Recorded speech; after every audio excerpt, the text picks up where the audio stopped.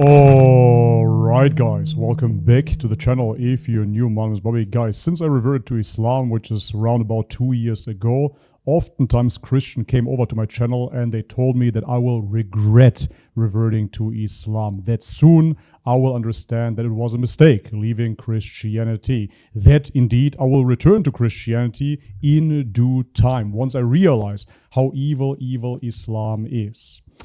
What those people don't truly understand is, however, that I left Christianity before reverting to Islam. It wasn't a seamless transition. I wasn't a Christian and then the next day, whoopsie, I woke up as a Muslim.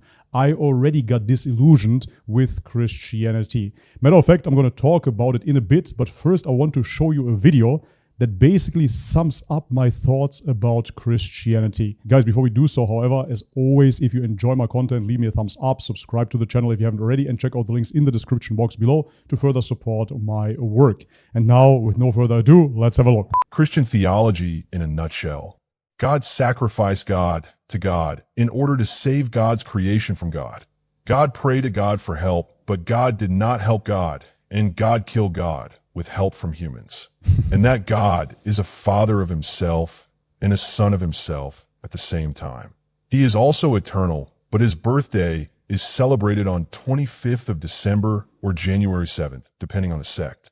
And he is also the seed of Abraham, who is human. He also sent himself on earth in community and committed and living by forcing people to commit a sin of murder against him, because it was the only way for him to forgive humans for a much lesser sin of this one woman who lived 6,000 years ago. Yes, beautifully summed up indeed. Those were the struggles that I had back in the day with Christianity. Once you snap out of it, it is quite strange. It's kind of bewildering looking at Christians, seeing that they're still justifying those theological concepts. Because once you're out of it, you really see the absurdity of it all. For me, it all started with the Trinity. It was not logically defensible that God is not uniquely one, but has three aspects to himself. And we have to be very careful with the wording here, of course, because Christians will tell you those three things are not parts. Otherwise, you fall into the heresy of partialism, but those are persons. But for me, those are just semantics, to be quite honest, because what does it really matter? Persons, parts. Ultimately, you're saying that God is not uniquely one, but that he has three personalities. Those persons are different types of characters, and they are confirming that by saying that the Father is not the Son, and the Son is not the Holy Spirit, etc. Hence, they are different from each other, but at the same time, they are one God. And that doesn't make any logical sense whatsoever. If we say, for example, okay, I am Bobby, I am one Bobby, however, I have a right hand and a left hand, and those hands are Bobby as well, but the right hand is not the left hand. Yeah, sure, in the human realm that might make sense, where you have space and time, where you have body parts, etc. There, such an explanation could make sense. However, when it comes down to God, this of course extremely counterintuitive and illogical as well. So, as I said, I already started struggling with the Trinity as a Christian, and then shortly after I said that I'm not gonna follow the Orthodox Christian doctrine anymore. I'm not gonna believe in the Trinity. I'm gonna be a Unitarian Christian. However, then you face a bunch of other problems as well, because if you believe in Christianity and you don't believe in the Trinity, you do believe that there's only one God worthy of worship, fine, but then you have to ask yourself the question, why did that God then send his supposed son to earth to be sacrificed? That doesn't make any sense whatsoever either, especially if you believe in a purely monotheistic depiction of a God.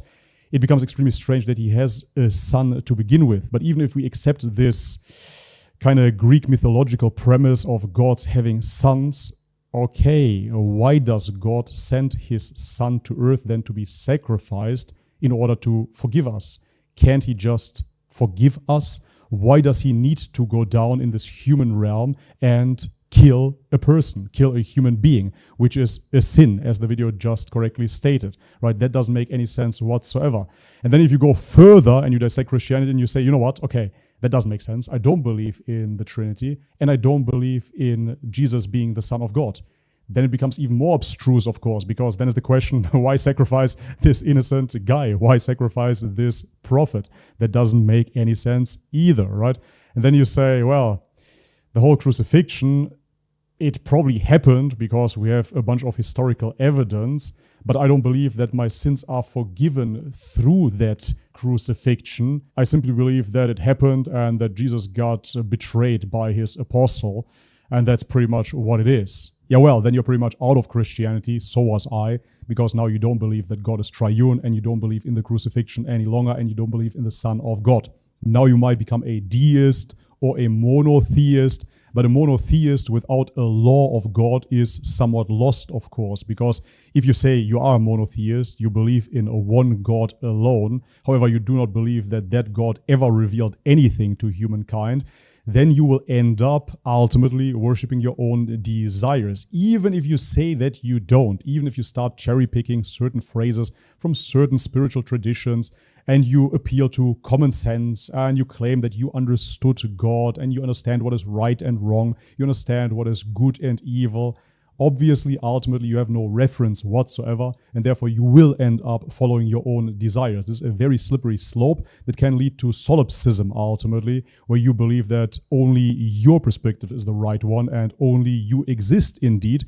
How can you know that the rest of humanity is not simply an NPC walking around and it is all a deception after all? So this then can lead to forms of hedonism and ultimately nihilism as well. So matter of fact, if you broke through those shackles of Christianity, you are of course one step closer, or maybe even many steps closer, of course, to Islam.